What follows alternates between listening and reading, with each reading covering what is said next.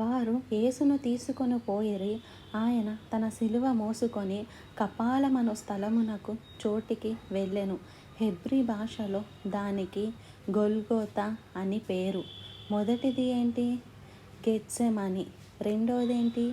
గబత్తా. మూడోదేంటి? Golgotha. తెలుగులో గొల్గోతాకి కపాలము. ఎందుకంటే ఆ కొండ పుర్రె ఆకారంలో ఉంది కాబట్టి దాన్ని కపాలమని తెలుగులో ట్రాన్స్లేట్ చేశారు. బట్ హీబ్రూ భాషలో అది గొల్గోతా. అది గ్రీకులో కల్వరి. యేసు ప్రభువు సిలువ వేయబడిన ఆ స్థలాన్ని గుర్తు చేసుకోవడమే ఈ కల్వరి అని పేరు పెట్టుకోవడం.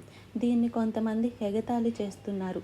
పుర్రె పట్టుకొని ఎగతాళి చేస్తున్నారు. ఆ పుర్రె లేకపోతే నీ పుర్రె పగిలిపోతుంది. ఆ కపాలంలో యేసు ప్రభువు సిలువలో విరగలాడకపోతే